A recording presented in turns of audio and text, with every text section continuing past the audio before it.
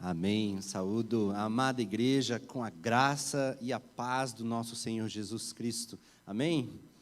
Amém. Aleluia.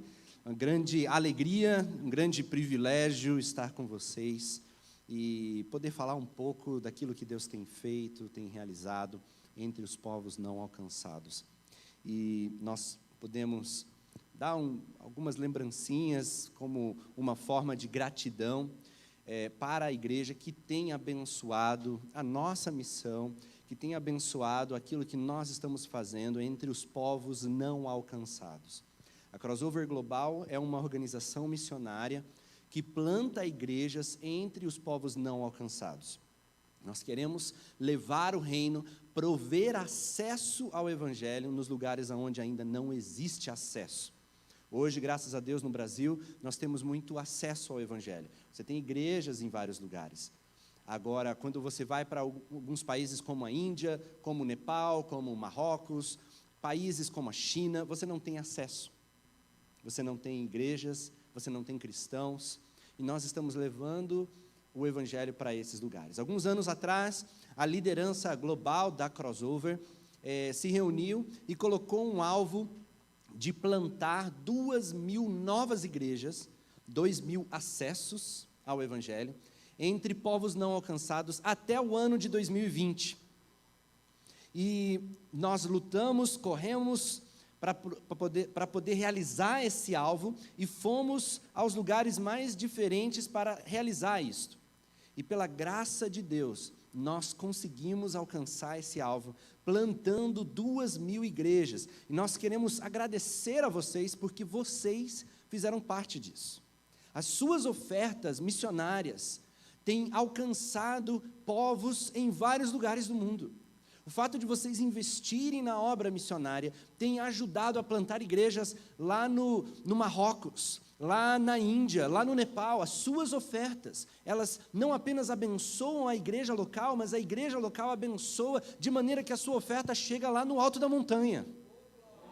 E tem feito a diferença. Por isso eu quero passar um vídeo agradecendo a vocês por participarem com a gente da missão missionária de alcançar os povos não alcançados. Por favor, passa o vídeo número 1.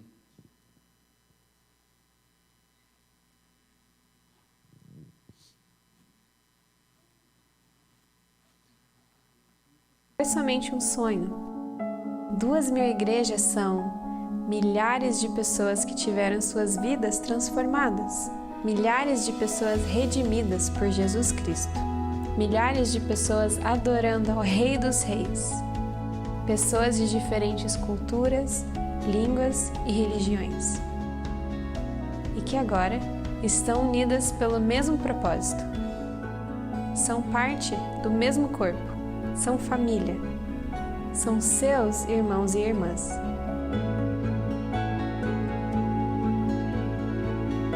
Obrigado por fazer parte dessa história. A história de vidas sendo transformadas, a história de povos sendo alcançados pelo Evangelho. Obrigado por ajudar a prover acesso ao Evangelho para milhares de pessoas. Obrigado por investir na plantação de 2.000 igrejas. 2.000 igrejas. Não é apenas um número, são 2.000 pontos de acesso ao Evangelho. Por todas essas razões, nós queremos dizer Shukran. Большое спасибо. Mahmad. Heli Mami. Anwar. Thank you. Muito obrigado. Choso. Gracias. Thank you. Obrigado. Shesh. Thank you. Muito obrigado.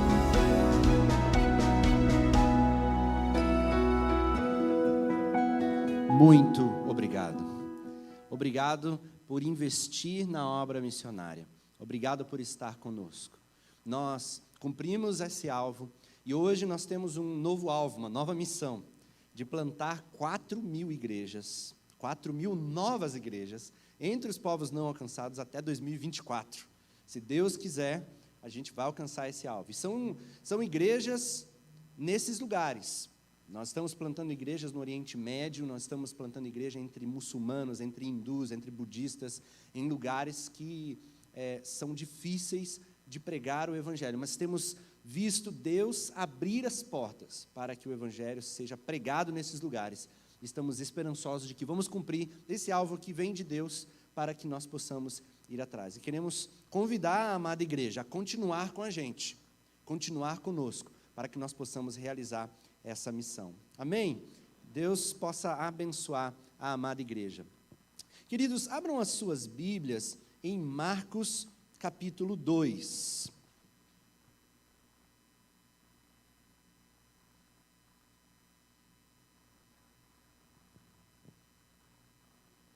Marcos, capítulo 2. Marcos 2, versículo 1 em diante diz assim: Poucos dias depois, tendo Jesus entrado novamente em Cafarnaum, o povo ouviu falar que ele estava em casa. Então, muita gente se reuniu ali, de forma que não havia lugar nem junto à porta, e ele lhes pregava a palavra. Vieram alguns homens, trazendo-lhe um paralítico, carregado por 4 deles. Não podendo levá-lo até Jesus por causa da multidão, removeram parte da cobertura do lugar onde Jesus estava, e pela abertura no teto, baixaram a maca em que estava deitado o paralítico. Vendo a fé que eles tinham, Jesus disse ao paralítico: Filho, os seus pecados estão perdoados. Estavam sentados ali alguns mestres da lei, raciocinando em seu íntimo: por que esse homem fala assim? Está blasfemando. Quem pode perdoar pecados a não ser somente Deus? Jesus percebeu logo em seu espírito que era isso que eles estavam pensando e lhes disse: por que vocês estão remoendo estas coisas em seu coração? O que é mais fácil dizer ao paralítico: os seus pecados estão perdoados? Ou levante-se, pegue a sua maca e ande? Mas, para que vocês saibam que o Filho do Homem tem na terra autoridade para perdoar pecados, disse ao paralítico: nunca vimos nada igual. Senhor Deus, louvado seja o teu nome. Nós te louvamos, te adoramos, te exaltamos, glorificamos o teu nome, Senhor, porque o Senhor já vamos ser usados pelo Senhor para levar a tua palavra àqueles que ainda não te conhecem, e que o teu nome seja glorificado em toda a terra, em nome do Senhor Jesus. Amém, Pai.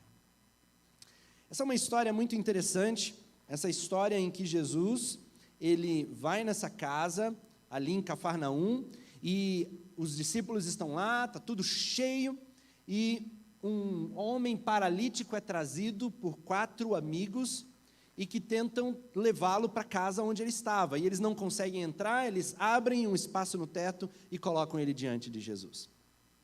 É interessante esse texto, e eu quero chamar a atenção de vocês para pensarem, meditarem um pouquinho diferente nele hoje. Sempre que Jesus andava, por onde ele ia, as multidões iam atrás dele. Tem um momento em que Jesus estava andando e as pessoas queriam ver Jesus. Tinha lá um homem, o Zaqueu, subiu em cima da árvore porque queria ver Jesus. Jesus viu o Zaqueu e falou: eu vou na tua casa. As pessoas vinham atrás de Jesus. Tem um outro momento em que Jesus, ele está andando, tem um cego, e ele ouve que Jesus está passando. Ele então caminha e começa a gritar: Jesus, Jesus, filho de Davi, tem misericórdia de mim. E aí ele chega até Jesus, Jesus olha para ele, pergunta: o que você quer que eu faça? É interessante essa pergunta, né? Porque parece óbvio.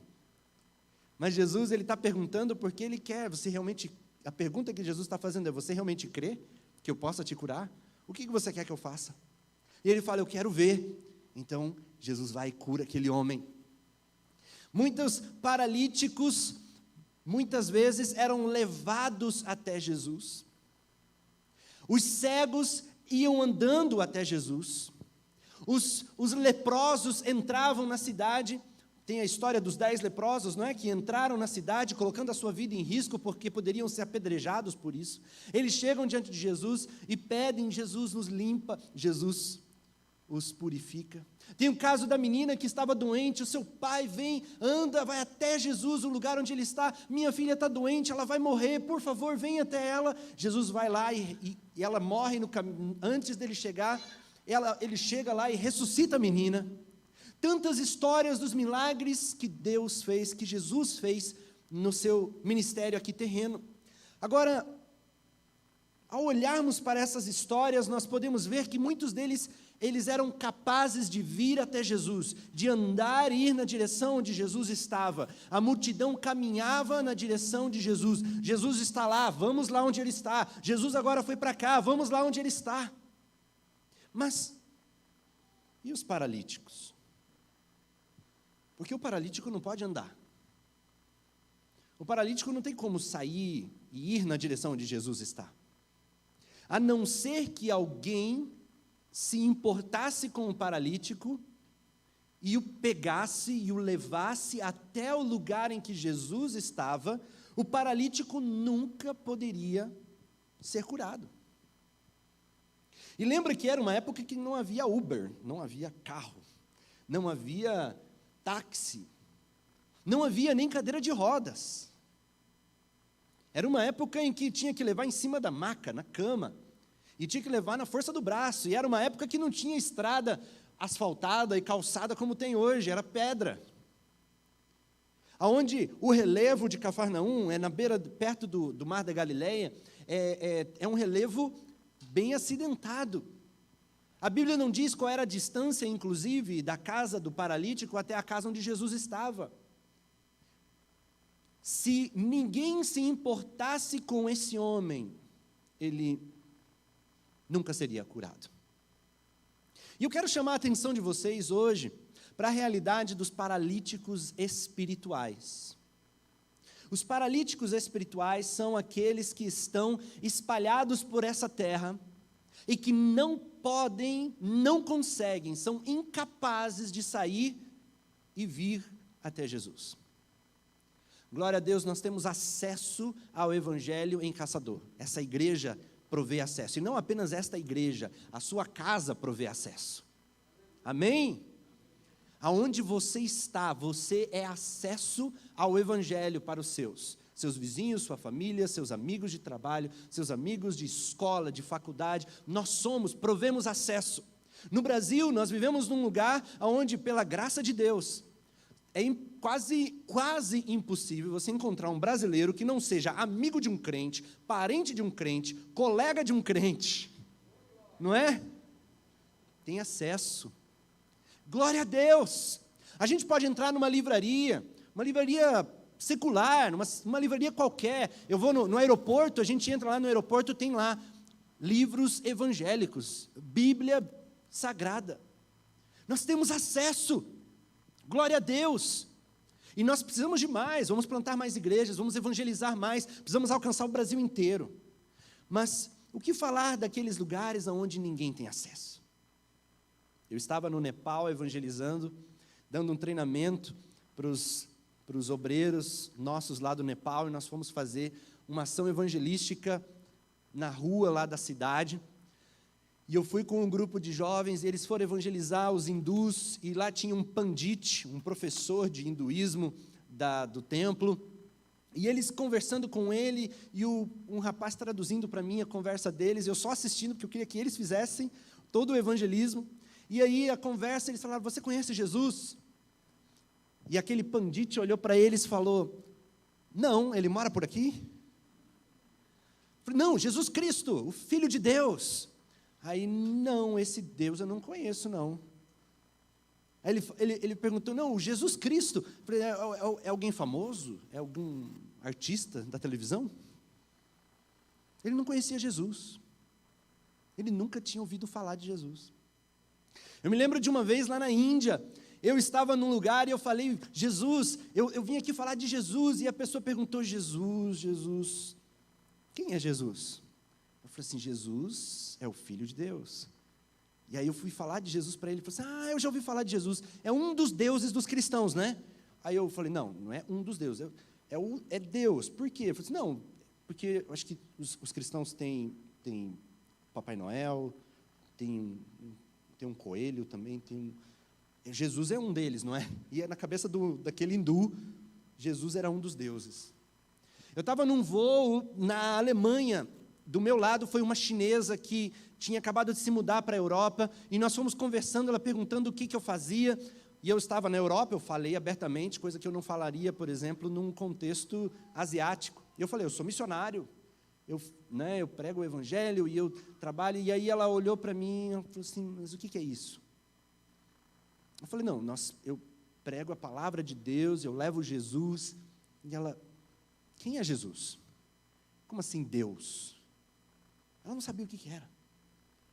E aí eu fui falando para ela, olha, Deus é o Criador de tudo. Ela era ateia não porque ela escolheu, ela nasceu num sistema político onde ela foi ensinada que não existia nada disso, não existe Criador, não existe. Eu fui falar do Deus Criador dos céus e da terra.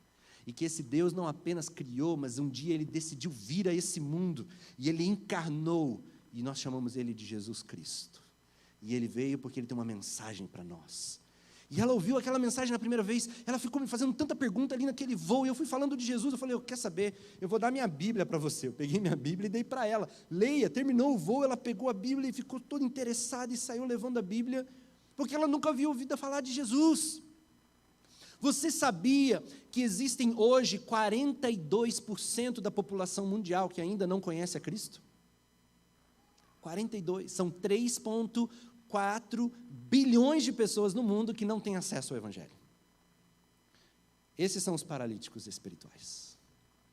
Nós precisamos levar o Evangelho a eles. Eu falei isso hoje de manhã, eu creio que nós podemos terminar essa tarefa de levar o Evangelho a todos os povos nessa geração. Eu creio. 42% é muito, mas a igreja hoje, ela tem aquilo que ela nunca teve antes. Nós temos pessoas, nós temos recursos, nós temos sistemas de comunicação, de viagens, nós temos muita coisa hoje que eu fico imaginando se o apóstolo Paulo tivesse na época dele. Nós podemos, mas para isso a igreja de Cristo Jesus precisa ir na direção dos paralíticos espirituais, para levá-los até Cristo. Esses 4 homens, eles decidiram levar o paralítico até Jesus. E eu queria dar uma olhada para eles agora. Quem são esses 4 homens? A Bíblia não fala. Mas com certeza eram amigos desse paralítico, porque se não fossem amigos, eles não iriam fazer aquilo que eles fizeram.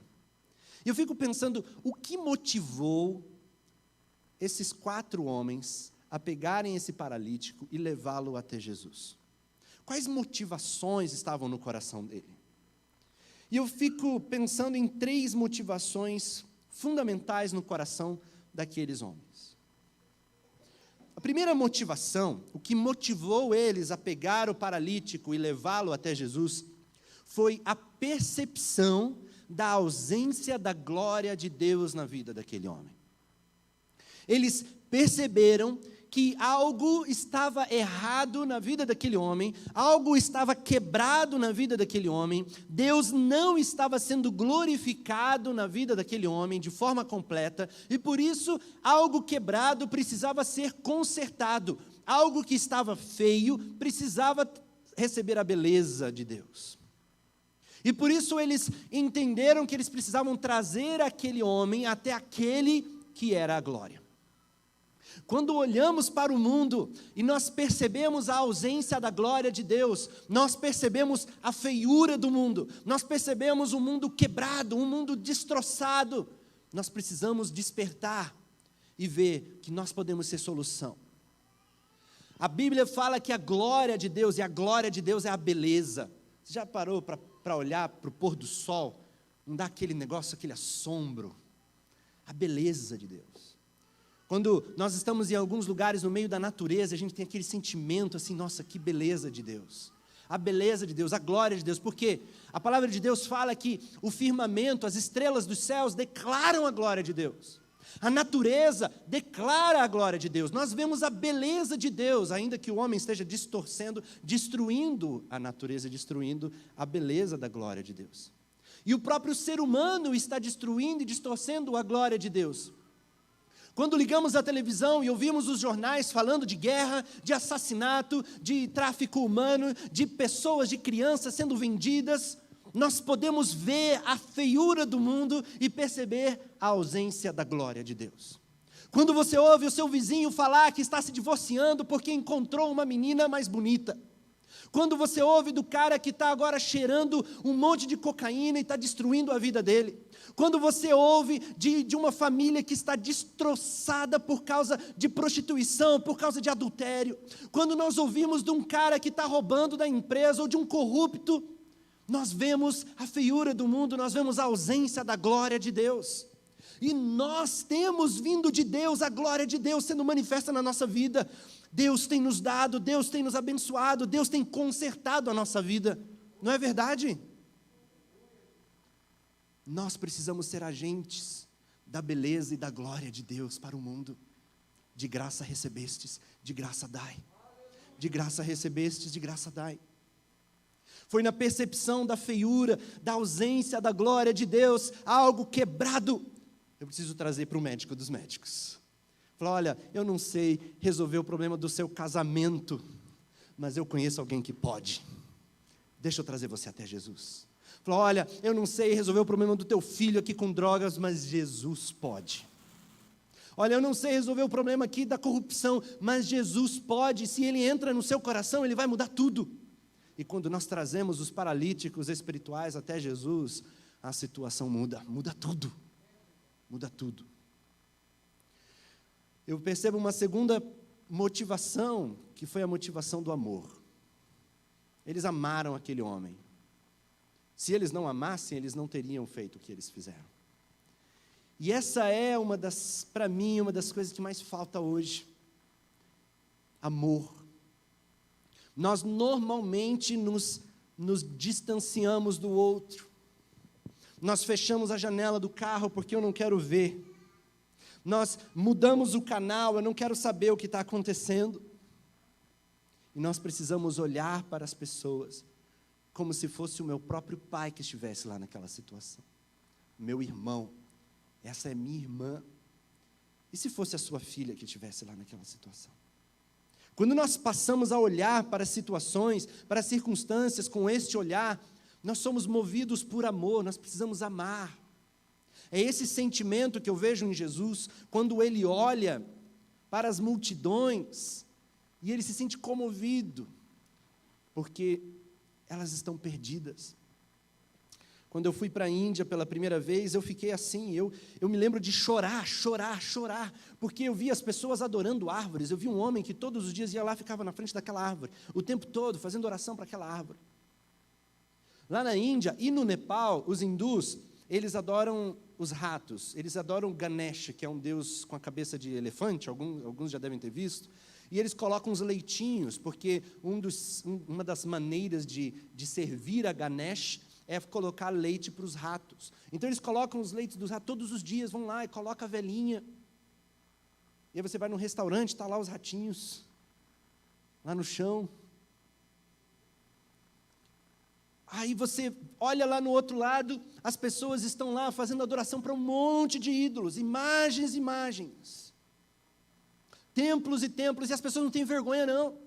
Você tem vergonha de orar na hora do almoço, quando você vai num restaurante, numa coisa assim? Na Índia ninguém tem vergonha disso não. Nenhum muçulmano no Oriente Médio. Na hora da oração ele para tudo, ele faz oração, não está nem aí com você, ele vai lá fazer a adoração dele. E se você não gosta, o problema é teu. Eles não têm vergonha. Primeira vez que eu estava na Índia, é um mundo hindu e um mundo muçulmano misturado. Eu estou lá, não consigo parar de chorar. Eu chorei aquela semana inteira e orava diante de Deus. De madrugada, de repente, eu ouço o grito da mesquita. E os muçulmanos acordando, era 3 horas da manhã, levantando para orar. Levantando de madrugada, todos os dias. E eu clamando, Deus, o Senhor precisa fazer alguma coisa nessa nação. Esse povo não conhece o Senhor. Deus, nós precisamos fazer alguma coisa aqui. Eu me lembro de sentir angustiado, essa angústia santa que Deus colocou no meu coração para fazer alguma coisa com aquele povo. E eu tenho aprendido que essa angústia é uma angústia que vem do alto. E muitas vezes é Deus quem nos angustia E eu quero orar hoje para Deus angustiar o coração de vocês com a angústia santa dEle, para fazer a diferença, talvez bem perto de você, ou quem sabe do outro lado do mundo. É a angústia santa que entrou no coração desses 4 homens para mover esse paralítico até Jesus. É a mesma angústia santa que tomou conta de Neemias, quando Neemias ouviu as mensagens daquilo que estava acontecendo em Jerusalém. Jerusalém está destruída, as pessoas estão sofrendo lá, os muros estão derrubados, o templo foi destruído. Ele senta, ele chora, ele se angustia, e ele coloca diante de Deus: Deus, por quê? Deus, faz a diferença. Mas ele não apenas chora e se angustia, ele diz: eu quero ser a diferença. E Neemias vai para Jerusalém reconstruir os muros. É essa angústia que eu estou orando para Deus levantar e colocar no nosso coração. Sabe por quê, meus queridos? Porque eu creio num Deus que pode, um Deus que muda a vida de pessoas, e Ele usa homens e mulheres como eu e você. Ele usa eu e você. E Ele faz coisas tremendas. Mas ainda há uma terceira motivação no coração desses 4 homens, que eu creio que eles tinham, e é óbvio no texto, que é a motivação da fé. Porque se eles não crescem que Jesus poderia curar aquele homem, eles não teriam levado ele. Eles criam, eles sabiam: Jesus pode curar esse paralítico, vamos levar ele até lá. Você crê? Você crê? Você crê que Jesus pode restaurar casamentos? Amém? Você crê que Jesus pode tirar pessoas do vício das drogas? Você crê que Jesus pode restaurar o coração de ladrões e de corruptos na nossa sociedade? Esse foi fraquinho. Vocês creem? Amém? Amém. Eu também creio. Eu tenho visto homens e mulheres, quando eu vou hoje para a Índia, nas igrejas que nós temos plantado, eu tenho visto pessoas felizes, alegres, transformadas, pessoas com as suas vidas transformadas, porque elas creram. Eu quero passar um vídeo agora, um vídeo de plantadores de igrejas, ali no norte da África, que são como estes 4 homens, motivados por motivações como estas, que têm ido plantar igreja, evangelizar árabes ali no norte da África. É uma história verídica de algo que aconteceu no ano passado. E eu quero convidar você a assistir comigo, por favor, o vídeo 2.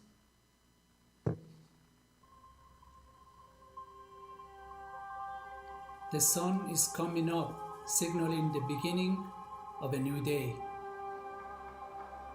A dry and hot day in the Sahara Desert. So we pack and say goodbye to our families. The 4 of us, Omar, Amma, Abbas, and myself, Isa, begin our trip through the desert. We have each given up following the practices of Islam to follow the way of Jesus, and that has made us brothers. We used to live in darkness, hopeless, but Jesus came into our lives and gave us hope, a new life. Now we live for Him, and we must bring His light to others. Through the past month, we visited several villages and towns. We have shared about the good news that transformed our lives. We shared hope and freedom in Jesus Christ. We are grateful to see that our hard work was bearing fruit. So we continue going everywhere we can, preaching to everyone we can. Traveling through the desert is not easy. The gospel is illegal here. Being a follower of Jesus means persecution. Carrying Bibles means jail. It would be easier to take a car, but the roads are dangerous. But if Jesus gave His life to save us, we owe Him all that we have. No sacrifice is too great. Once we had no opportunity to hear the good news of salvation, there are people who still have no access to the gospel. They are born and die without knowing there is a loving God. Someone needs to tell them the good news.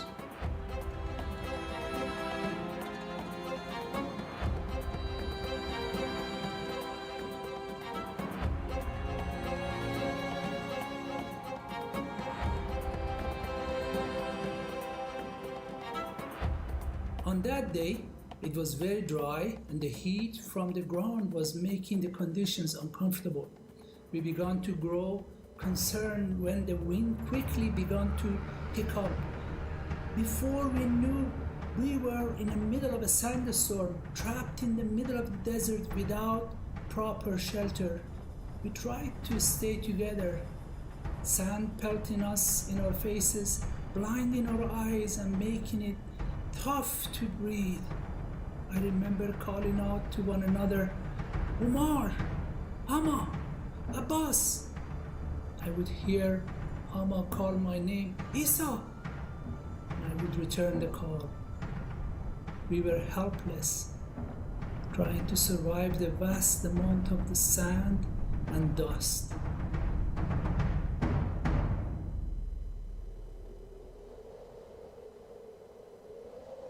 Hama, Abbas and I had been found in a cave, unconscious. Several days later, I awoke in the hospital, only to awaken to the news that Umar had been separated from us in the sand and was found dead, killed by the sandstorm. I think of Umar's wife, Selma, the sacrifice they made so others could have access to the light of the gospel.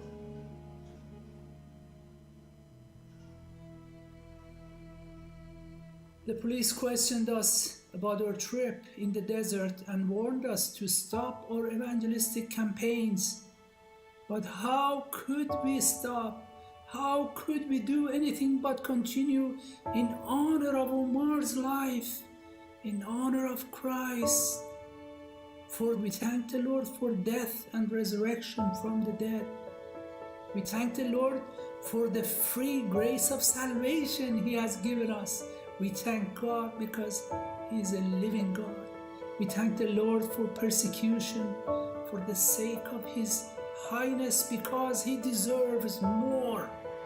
We thank the Lord for your hard work in order to spread the word. We thank God for your protection. We thank the Lord for the illness. We thank the Lord for our brother Umar who ascended to heaven. We are certain that the Lord has a plan behind all this. Our peace to you all. The Lord will not abandon His children, and many souls will be saved.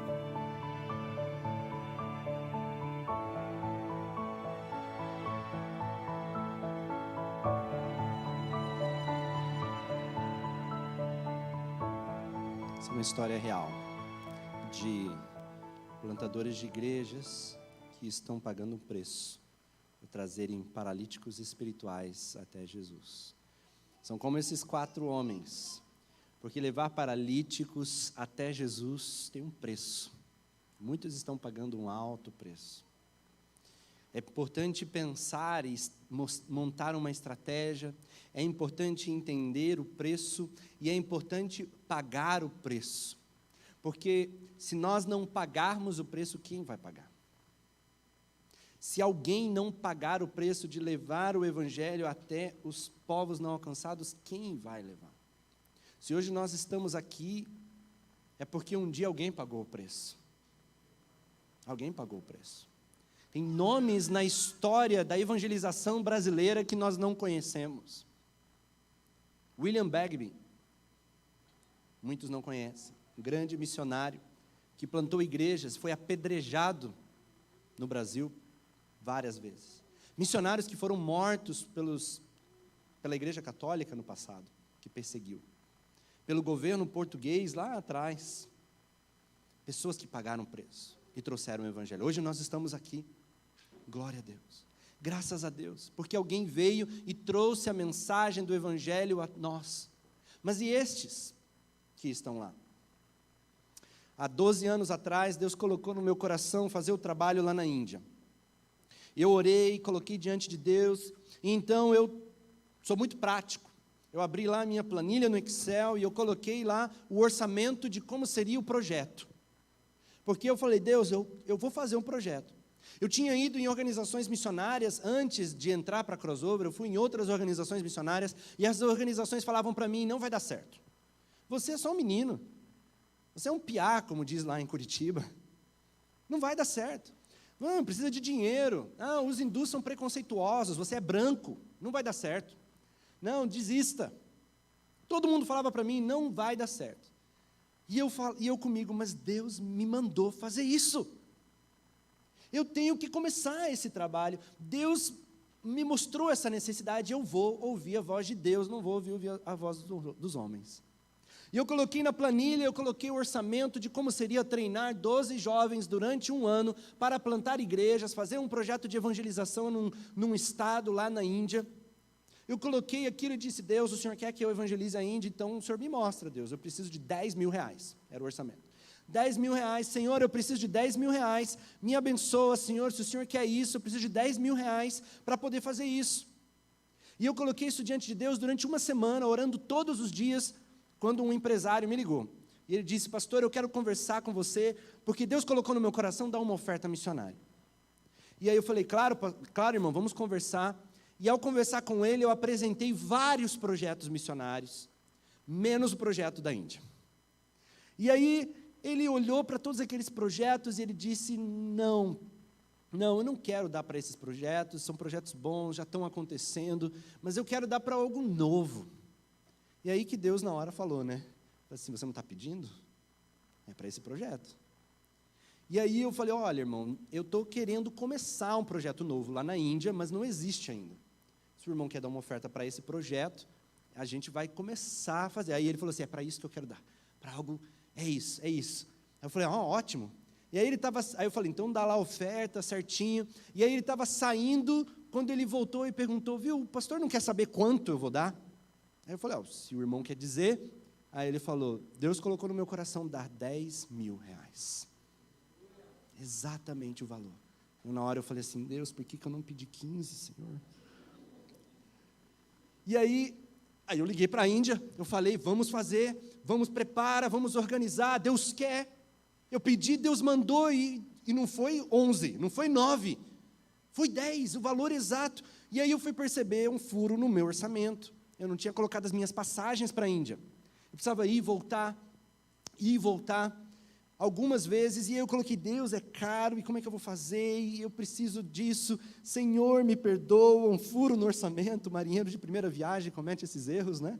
E aí, Deus, eu preciso das passagens. E eu orando, colocando diante de Deus, aquele mesmo empresário liga no meu celular, 2 dias depois. E ele liga para mim dizendo, pastor, eu estava aqui orando, e Deus falou ao meu coração que o pastor vai precisar das passagens. Eu vou dar as passagens para o pastor também. Deus quer que os paralíticos espirituais sejam levados até Cristo. Deus quer. Alguns Ele vai usar para ir, outros Deus vai tocar para dar. Mas Ele age no meio de toda a igreja. Você fica imaginando, consegue imaginar se fosse só um amigo para trazer o paralítico? Vai lá um homem sozinho, fala, eu vou te levar, vai lá, sobe nas minhas costas, sei lá quantos quilos ele tinha, 80 quilos, 90 quilos, 100 quilos, não sei, sobe aí, eu acho que eu ia andar uns 20 metros, teríamos agora 2 paralíticos.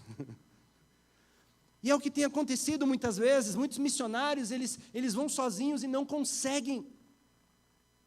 Agora, quando vão 2, é mais fácil de levantar, 3, 4, é por isso que a igreja inteira precisa estar engajada na tarefa missionária, onde um é o que vai, alguns são os que vão e vão pegar a mão na massa, vão lá subir o alto da montanha do Nepal para falar com o budista que está lá isolado. Alguém tem que atravessar o deserto do Saara e falar com aquelas tribos, sim, é arriscado, mas alguém tem que ir. Eu atravessei lugares onde eu pensei que ia morrer. Eu coloquei diante de Deus a minha vida, Senhor, estou aqui. Se é hoje, dessa vez, né? Me recebe aí.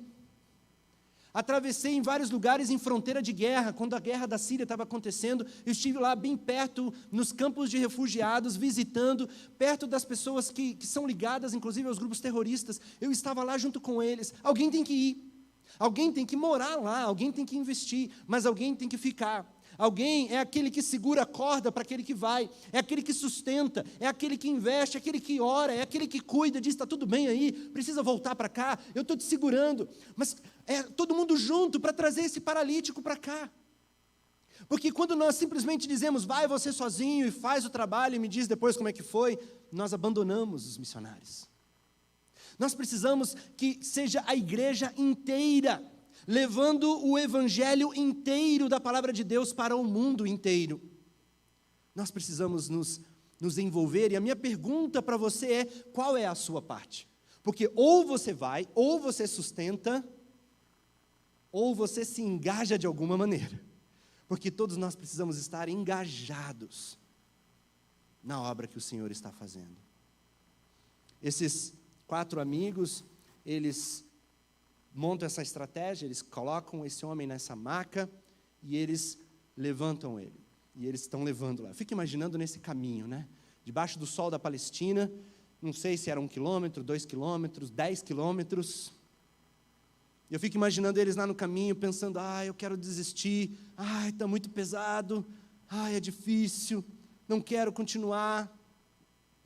Tem gente que, né, investe na igreja financeiramente, e fala assim, pastor, eu vou investir, porque na igreja está fazendo a diferença aqui, a igreja está fazendo a diferença no mundo, eu vou lá comprometendo-me financeiramente, vamos lá, vou caminhar, está difícil, peraí, veio uma crise, peraí, está difícil o dinheiro, eu preciso pagar essa outra coisa, poxa vida, eu acho que eu vou criar mais uma assinatura desse outro canal aqui de TV, eu vou cortar da onde? Eu vou cortar daqui. E aí começa a ficar pesado, eu não sei, e aí corta, e corta, e corta. E aí nós deixamos muitas vezes os paralíticos no meio do caminho. Nós deixamos os paralíticos. Muitos missionários são abandonados. Nesse último ano, infelizmente, por causa da crise do Covid, gerou uma crise financeira, vocês todos sabemos dessa crise financeira. Muitos missionários perderam o sustento, muitos missionários. Muitas igrejas têm passado por um tempo difícil por causa disso. E muitas pessoas têm sido deixadas, muitos ministérios têm sofrido por causa disso. Nós precisamos restaurar essa essência daquilo que é o importante. Precisamos pedir e clamar a Deus, nos ajude para que nós possamos continuar levando os paralíticos até Jesus, para que possamos realizar aquilo que o Senhor nos chamou para realizar. Eu me lembro de uma vez, já há alguns anos atrás, o projeto na Índia começou com 12 pessoas. Alguns anos depois, nós plantamos igrejas, foram cerca de 6 a 7 anos. Essas igrejas, elas já eram 100 igrejas. Plantamos 100 igrejas no norte da Índia.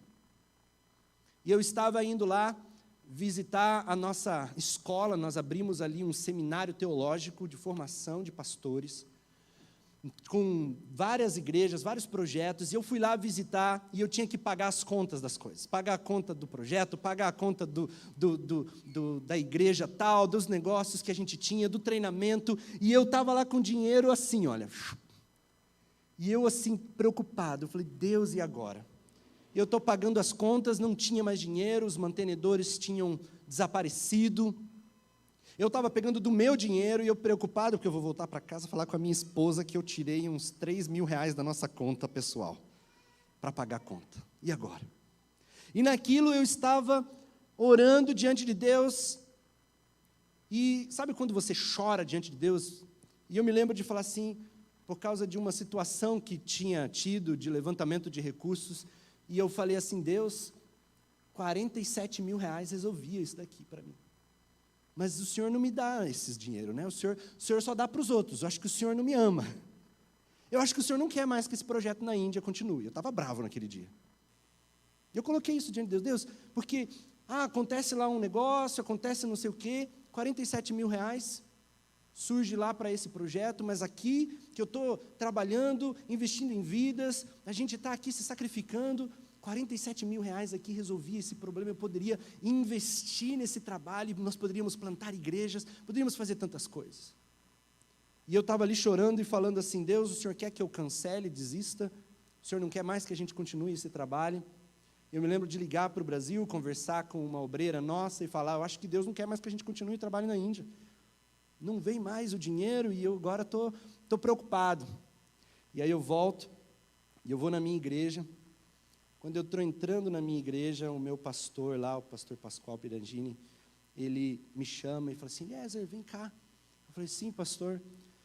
Eliezer, um irmão, que eu não sei quem é, lá de São Paulo, ele ouviu do seu ministério na Índia, e ele veio dirigindo uma Harley Davidson de lá até Curitiba, e ele entregou a Harley Davidson na igreja, dizendo, é uma oferta para esse ministério na Índia. A gente pegou a Harley Davidson, você estava viajando, eu estava na Índia, chorando as minhas pitangas diante de Deus. Nós colocamos a Harley Davidson para vender, e vendemos 2 dias depois. E o dinheiro já entrou, está aí na conta, 47 mil reais. E aí eu, quanto, pastor? 47 mil reais. Sabe, meus queridos, por que eu estou falando isso tudo? Eu estou falando isso porque Deus sustenta a sua obra. Deus dá o que precisa. E eu não estou falando isso só na obra missionária, não. Eu sou filho de missionário. Eu tinha situações quando eu era criança, que eu me lembro do meu pai colocar a gente na mesa e falar assim, vamos orar porque não tem comida hoje, mas a gente vai jantar, pela graça de Deus. Deus vai mandar dinheiro. Deus vai mandar comida. E a gente orar e surgia do nada alguém que trazia uma cesta básica para a gente. Eu tenho aprendido que Deus sustenta, Deus dá, mas Deus dá principalmente para o nosso sustento, mas para cumprirmos o propósito dEle na nossa vida. Qual é o propósito de Deus na sua vida? O que Ele quer construir nesse mundo? Ele quer construir o seu reino ou o seu reino? É o reino de Deus ou é o nosso reino, o meu reino? Porque quando nós estamos trazendo paralíticos espirituais até Cristo, nós estamos construindo o reino de Deus. Estamos trazendo pessoas diante da sua presença. Eu levei aquele dinheiro e nós pudemos ampliar. Essas 100 igrejas, elas multiplicaram para 200 e poucas igrejas. Multiplicaram, nós desafiamos os líderes e juventude dessas igrejas pequenininhas, espalhadas pelo norte da Índia. E eles trouxeram lideranças, nós treinamos, capacitamos, abrimos mais centros de treinamentos, mandamos um casal para morar lá na Índia, para ficar focado em treinamento e capacitação deles. Essas multiplicaram em 500 igrejas. O mesmo processo nós fizemos, e quando nós completamos, no ano passado, eu estava na Índia, celebrando 10 anos de ministério na Índia. Nós plantamos 1.300 igrejas ali na Índia. Sabe, meus irmãos, o mundo aí fora vai dizer para você, não dá certo, não vai dar certo, não, isso daí é muito difícil, não, desista, você tem isso, tem essa limitação, você não tem recursos, você tem essa dificuldade. Não estou nem aí com as dificuldades e as minhas limitações, porque não é o meu poder, não é o que eu faço, não é o que você pode, é o que Deus pode fazer através da sua vida. E Deus pode fazer algo tremendo, sobrenatural através da sua vida. Porque é Ele e é para Ele, a honra é dEle, é Ele quem levanta, é Ele quem toca o coração das pessoas, é Ele quem usa a gente, ainda que sejamos limitados, é Ele quem faz a obra. E Deus está chamando pessoas a se colocarem à disposição dEle para fazer milagres nesse tempo. Esses homens, eles chegaram na casa onde estava Jesus, e a casa estava cheia, lotada de gente, até a porta na janela, não tinha lugar para entrar. Eles queriam entrar ali e não conseguiam. Quem eram aqueles que estavam ali? A grande maioria eram os discípulos de Jesus, não é?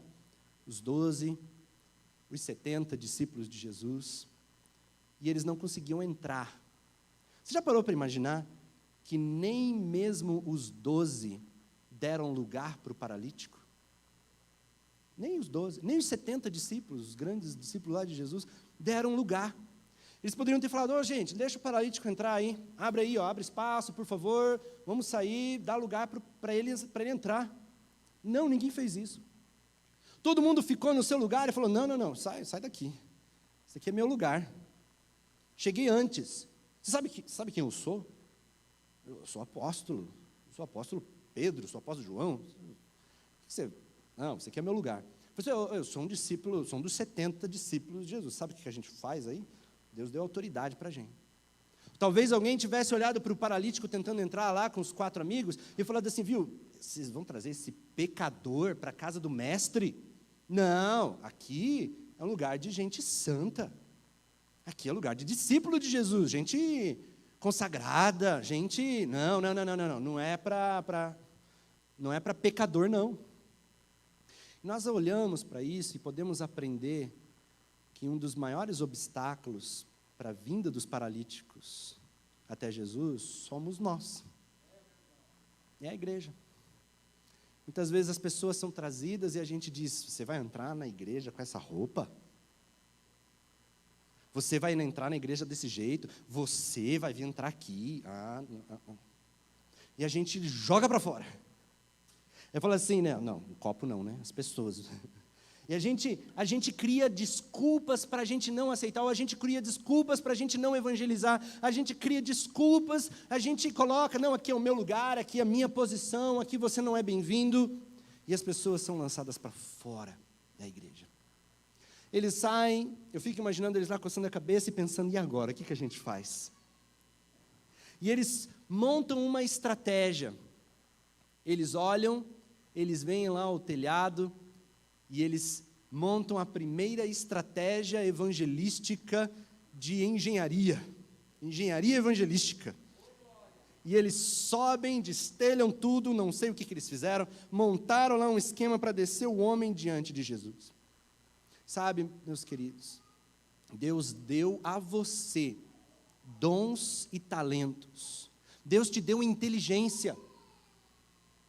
Inteligência que a gente usa no nosso trabalho, que a gente usa para ganhar dinheiro, a gente usa para estudar, a gente usa para construir algo na sociedade. Por que é que a gente não usa para construir o reino de Deus? Por que é que a gente não usa para trazer os cegos, os leprosos que estão ao redor da nossa igreja para cá? Por que é que a gente não usa para trazer os paralíticos espirituais para o reino de Deus? Nós precisamos usar todas as nossas capacidades na área de medicina, de engenharia, na nossa área de culinária. Nós precisamos usar todo o nosso conhecimento na área de esporte, na área de arte, para atrair e trazer as pessoas até Jesus. Precisamos olhar com um olhar criativo para as dificuldades, porque o mundo não quer que você vá lá. O mundo não quer que você vá falar de Jesus para eles. Mas nós precisamos ir mesmo assim. Nós precisamos encontrar os telhados que precisam ser destelhados para que os paralíticos sejam colocados diante de Jesus. É assim que Deus faz. Eu tenho visto a obra de Deus chegar no deserto do Saara, como vocês viram agora há pouco. Eu estive lá nessas igrejas. Eu tenho visto a obra de Deus chegar no alto da montanha do Himalaia, no Nepal, nas fronteiras da Índia com o Bangladesh. Eu tenho visto o Evangelho de Deus chegar lá nas florestas no sul de Bangladesh. A igreja de Cristo tem sido plantada, tem sido levada na antiga União Soviética, no Cazaquistão, no Tajiquistão, lugares onde era proibido falar do Evangelho. A palavra de Deus tem chegado no Marrocos, lugar onde se você for pego com uma Bíblia, você pega de 3 a 5 anos. Mas as Bíblias estão entrando. A palavra de Deus está chegando. Nós precisamos ser criativos, nós precisamos ser ousados, nós precisamos usar tudo aquilo que temos, sabemos, podemos fazer para construir o reino de Deus nesta terra. Quando eu olho para esses 4, eu vejo homens que foram motivados pela percepção da ausência da glória de Deus, foram motivados pelo amor, foram motivados pela fé, e eles nos ensinam que nós precisamos olhar com o mesmo olhar para as pessoas que estão ao nosso redor e espalhadas pelo mundo. Quando aquele homem é descido ali diante de Jesus, Jesus olha para ele e diz: perdoados estão os teus pecados. Eu fico imaginando aqueles 4 homens lá em cima, né, olhando um para o outro e falando assim: não, Jesus entendeu tudo errado. A gente não trouxe ele para perdoar os pecados, a gente trouxe para curar ele, Jesus. E agora? A gente vai ter que voltar tudo de novo, levando aquele homem para a casa dele. Mas Jesus sabe que o mais importante é curar o coração, para depois curar o corpo. Se nós queremos ver o corpo deste mundo sendo curado, a sociedade, a corrupção, o tráfico, a prostituição, as famílias, nós precisamos ministrar ao coração, ministrar o perdão.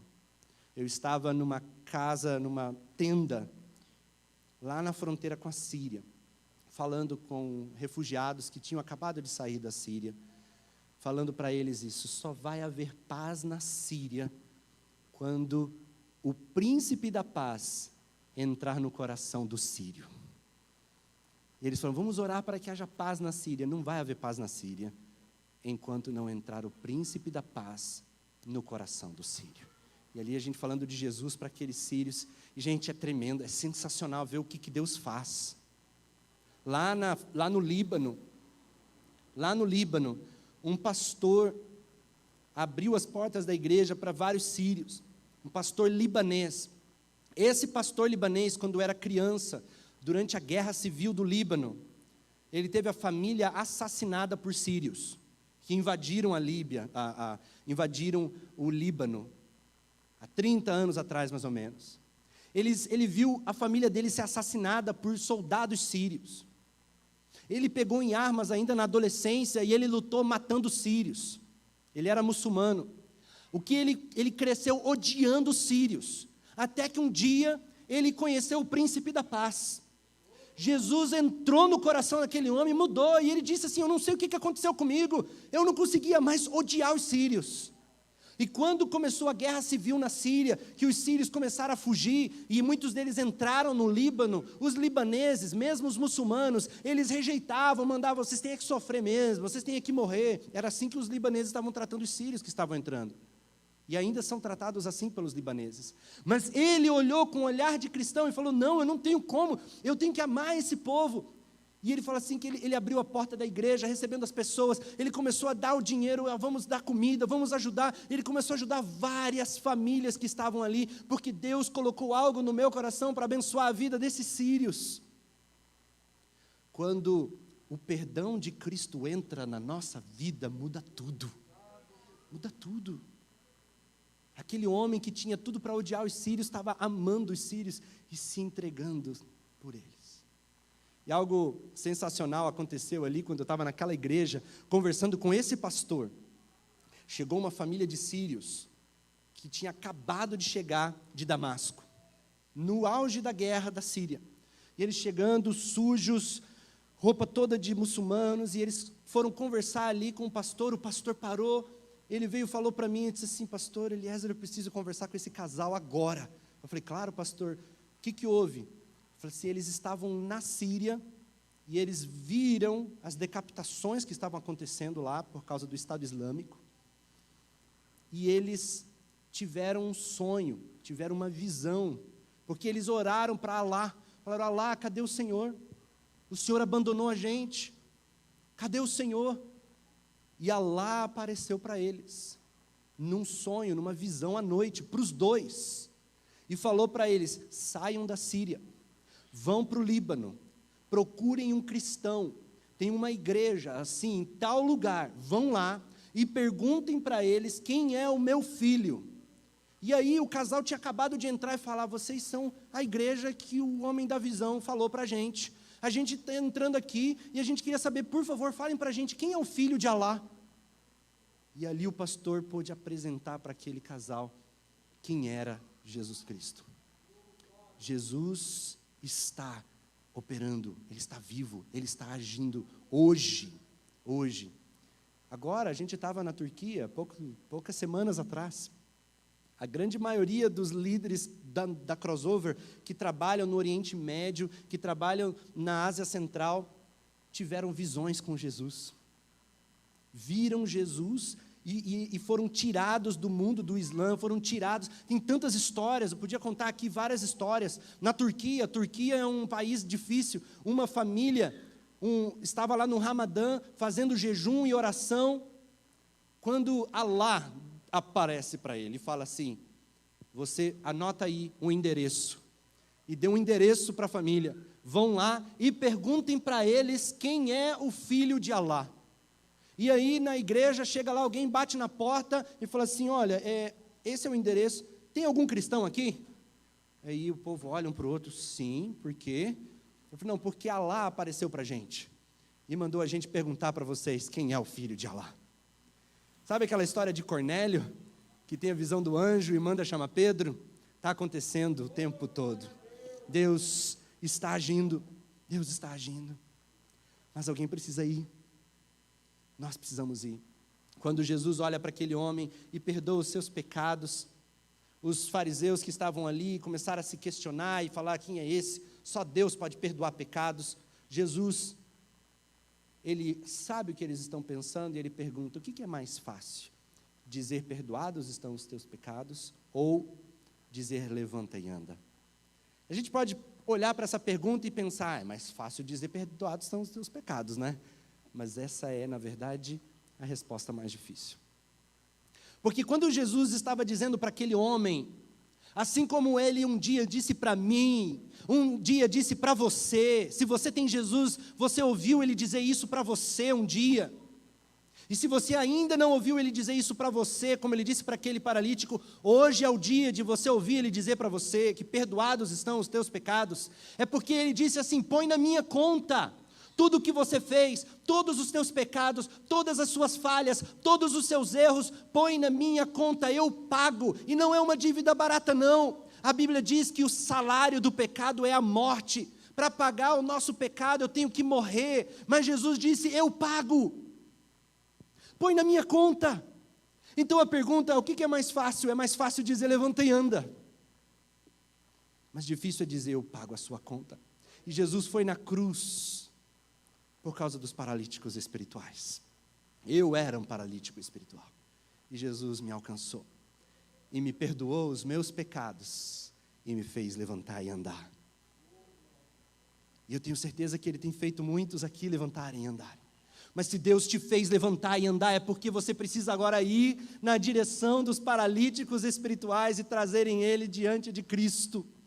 Jesus nos chama a completarmos a sua tarefa. Ainda existem 42% da população mundial. O apóstolo Pedro não foi lá. Paulo não foi lá. Os grandes missionários do passado não foram lá.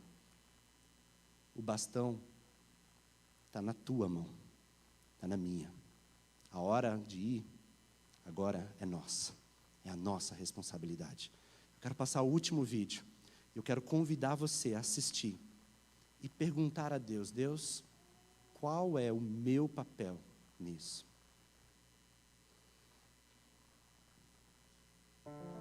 Se você está aqui hoje, se eu estou aqui hoje, é porque alguém pagou o preço.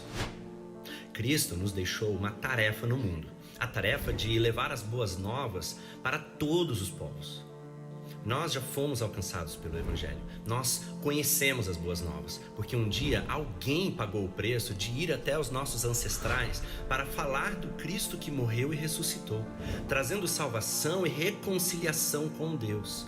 Mas existem povos inteiros que nunca ouviram falar de Jesus, porque ninguém pagou o preço de ir até eles para anunciar as boas novas. Que preço é esse? Ir até um povo não alcançado pode colocar em risco as nossas vidas. Estamos sujeitos à perseguição política e religiosa, estamos sujeitos a doenças, à hostilidade dos nativos, às vezes ao clima extremo. Em alguns lugares existem guerras, terrorismo. Alguns povos ficam no meio de lugares inóspitos e de difícil acesso. Mas se a nossa vida verdadeiramente pertence a Cristo, nada disso importa. Se nós estamos hoje aqui é porque alguém pagou esse preço. Pessoas comuns, mártires, discípulos, mestres, homens e mulheres dos quais ninguém sabe o nome, mas que tinham uma paixão pela glória de Deus, que os levaram a arriscar as suas vidas para alcançar os não alcançados. E assim, O Evangelho chegou até nós. E agora que nós conhecemos a Cristo, nós temos a resposta para a pergunta que bilhões de pessoas estão fazendo. E a missão não pode parar em nós. Quem vai pagar o preço para ir aonde ninguém está indo? Eu estava na Índia, nós íamos fazer uma campanha evangelística num vilarejo que era metade muçulmana e metade hindu. E um dos líderes daquela vila mandou um recado para a gente, porque a gente estava organizando um culto evangelístico. Um líder muçulmano mandou dizendo assim: se vocês vierem falar de Jesus aqui, a gente vai explodir o lugar onde vocês vão estar. E aí o pastor que estava comigo ficou com medo e falou: vamos cancelar? E eu falei: não. Manda um recado para eles. E diz assim: podem explodir, mas, por favor, espera para ouvir a mensagem primeiro. Depois que vocês ouvirem a mensagem, se vocês quiserem explodir, pode explodir. E aí ele falou: você tem certeza? Eu falei: tenho, pode mandar. E aí a gente foi. Eu acho que a gente nunca orou tanto na nossa vida antes de ir para um lugar. Fomos para lá, e era metade estavam os hindus aqui, e a outra metade dos muçulmanos. E eu falando de Jesus pela primeira vez para um grupo que nunca tinha ouvido falar. E eu comecei falando do Alcorão. Eu falei assim: tem muitos muçulmanos aqui, se vocês conhecem o Alcorão, vocês precisam lembrar que lá no Alcorão diz que tem um profeta chamado Isa. É sobre ele que eu quero falar hoje aqui. E se vocês respeitam o profeta Isa, vocês vão ouvir o que eu tenho para dizer. E aí todo mundo prestou atenção. Vocês conhecem o Evangelho? É sobre ele que eu quero falar. Agora, os hindus que estão aqui, eu vim falar sobre alguém muito especial que veio a essa terra. E ali eu fui apresentando Jesus e a história de Jesus e falando de tudo. E no final eu estava pregando o Evangelho ali, convidando as pessoas a Cristo. Eu me lembro de falar de Jesus, que é aquele que tem poder para curar, é aquele que tem poder para libertar, é aquele que não é só um profeta, ele é muito mais do que um profeta, porque se ele é um profeta, ele não pode mentir. E Jesus disse que eu sou o caminho, a verdade e a vida, ninguém vem ao Pai a não ser por mim.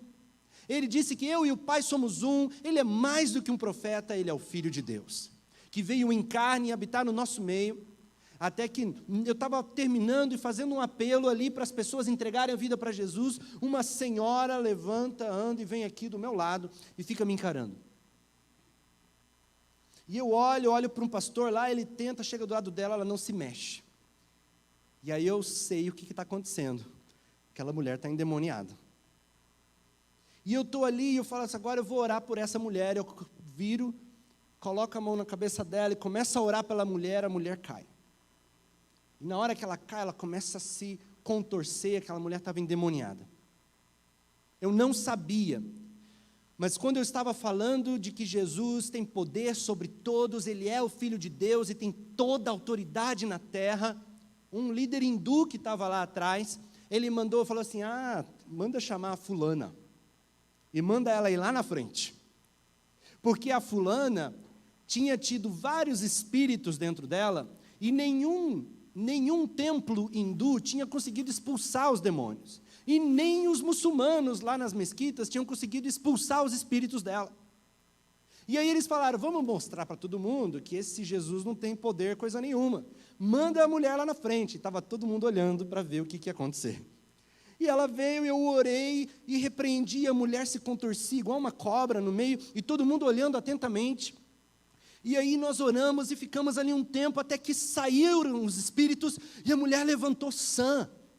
Naquilo que ela levantou sã, eu não sabia do contexto do que estava acontecendo. Eu peguei o microfone e falei: viu, Jesus tem poder e tem toda a autoridade. Quem quer entregar a vida para Jesus? O sacerdote hindu levantou e veio na frente, o muçulmano levantou e veio na frente, um monte de gente veio na frente. Começamos a orar por eles, porque eles viram que Jesus tem poder.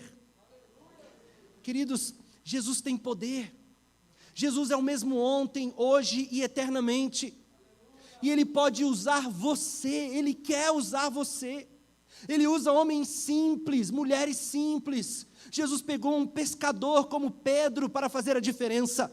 O que Ele não pode fazer através da sua vida?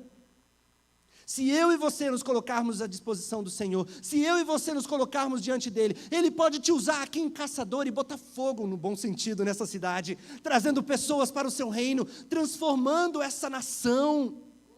Nós podemos ver a obra de Deus. Deus pode mandar pessoas, e eu creio que Ele vai mandar pessoas daqui para outros lugares do mundo, fazer a diferença entre países, entre povos que ainda não conhecem a Jesus. Eu quero terminar essa palavra fazendo um convite. Um convite àqueles que querem entregar a sua vida, dizendo: Jesus, estou aqui. Me envia para onde o Senhor quiser que eu vá. Me envia para onde o Senhor quiser que eu vá. Se é para a cidade ao lado, eu vou. Ou se é para o outro lado do mundo, eu vou. O Senhor quer que eu vá para os povos não alcançados, eu vou. Eu quero ir para onde o Senhor quiser que eu vá. Eu vou convidar aqueles que vão estar colocando a sua vida diante de Cristo, dizendo: eis-me aqui, para virem aqui na frente, para orar por vocês. Se Deus está te chamando, se Deus está falando ao seu coração, e você quer entregar, dedicar a sua vida, eu vou convidar você a vir aqui na frente. Mas eu quero fazer um segundo convite. Um convite daqueles que entendem que não vão, mas Deus chamou para segurar as cordas daqueles que vão no fundo do poço. E vai dizer assim: Deus, eu vou me comprometer a sustentar, eu vou investir com a minha renda, eu vou investir com as minhas posses, porque eu sei que é o Senhor quem me dá, e é o Senhor, esse dinheiro, esses recursos são para o Senhor. Eu vou sustentar a obra missionária através da minha igreja, eu vou investir. Deus, eu estou firmando um compromisso contigo. Se Deus fala ao teu coração, eu também quero convidar você a se colocar de pé, dizendo diante de Deus: Deus, tudo que tenho é teu. Eu me comprometo a sustentar a obra missionária para aqueles que vão. Se Deus está falando ao seu coração, vem aqui na frente, dizendo: eu quero ir. Ou fica em pé onde você está, dizendo: eu vou sustentar aqueles que vão. Não deixe para depois. Se Deus está falando ao seu coração, responda agora. Mas não venha aqui na frente se você realmente não estiver disposto a ir.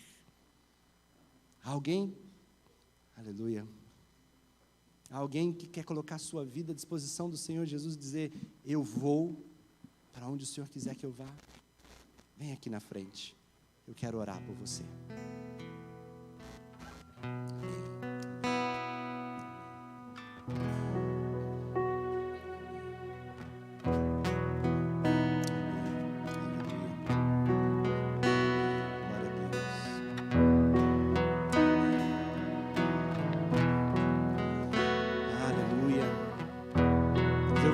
Terceiro apelo, e eu vou chamar para vir nesse canto aqui, ó. Um dia eu fui um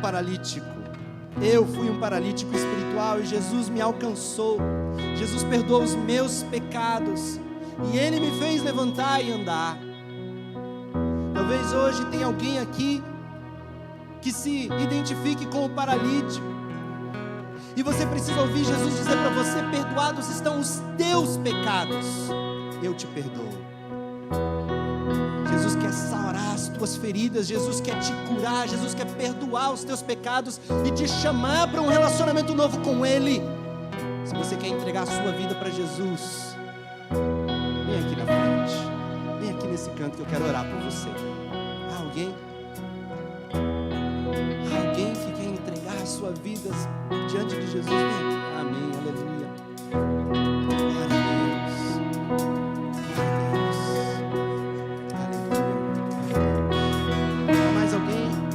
Deus está te chamando, venha. Oh Senhor, aleluia. Vamos orar por eles. Deus, em nome de Jesus, em nome de Jesus, nós colocamos diante do Senhor cada um dos teus filhos, tuas filhas que estão aqui na frente, entregando a sua vida para o Senhor. Oh Deus, em nome de Jesus, venha curar os seus pecados, Venha, Senhor, perdoar. Venha, Senhor Deus, libertar. Deus, nós declaramos no nome do Senhor Jesus que toda a autoridade de Satanás na vida dele seja quebrada agora. Em nome de Jesus, nós declaramos que Satanás não tem autoridade sobre a vida deles. Oh, Senhor, que eles possam ouvir hoje o Senhor dizer para eles: perdoados estão os teus pecados. Sou eu que perdoo os teus pecados. Sou eu que levo naquela cruz, que morri por você. E hoje te trago para um novo relacionamento. É Jesus quem te faz andar. Então, em nome de Jesus, que a cura do alto venha sobre estes corações. Em nome de Jesus, que haja libertação. Em nome de Jesus, que eles possam levantar e andar. Oh, Senhor. Ah, Deus, nós também queremos colocar diante do Senhor a vida desses queridos que estão aqui na frente, entregando a sua vida diante do Senhor para irem aos 4 cantos dessa terra. Use-os, Senhor Deus, como os teus filhos, tuas filhas, teus servos, para que eles possam ir em lugares, Senhor Deus, nem imaginados. Dá a eles coragem, em nome de Jesus, ousadia, poder do teu Espírito Santo. Abre, Senhor Deus, os seus olhos para que eles possam enxergar os povos, para que eles possam enxergar onde eles são mais úteis, onde eles são mais importantes, para onde eles precisam ir, qual o preparo que eles precisam ter antes de chegar lá, o que o Senhor quer que eles façam agora. Ah, Deus, em nome de Jesus, use-os aqui na igreja para que eles aqui já possam dar fruto e muito fruto, e que eles possam ir e fazer a diferença, Deus, em nome de Jesus, em nome de Jesus. Que o teu espírito de alegria, espírito de paz, espírito de poder, espírito de ousadia seja derramado sobre a vida de cada um deles. Oh, Pai, nós também colocamos diante do Senhor aqueles que estão em pé nos seus lugares, que estão dedicando a sua vida também diante do Senhor para segurar as cordas destes que vão, daqueles que já estão indo. Deus, derrama da tua provisão financeira, da sua prosperidade. Derrama, Deus, abre as portas dos céus, como o Senhor abriu Abraão, abençoou Abraão, da maneira como o Senhor abençoou Moisés, da mesma maneira como o Senhor abençoou os teus servos na Bíblia, para que eles possam ser usados pelo Senhor, mordomos das riquezas dadas pelo Senhor, para investir na sua obra nessa terra. Abençoa, abençoa, usa. Deus, nós nos colocamos diante de Ti e pedimos que o Senhor nos abençoe esta igreja. Ah, Senhor, transforma esta igreja cada vez mais e mais como um farol no meio das trevas, que possa iluminar não apenas Caçador, mas toda Santa Catarina. Em nome de Jesus, que pessoas sejam salvas, que pessoas sejam libertas, que a Tua palavra seja cada vez mais proclamada, vivida. Ah, Deus, e que o Teu reino venha.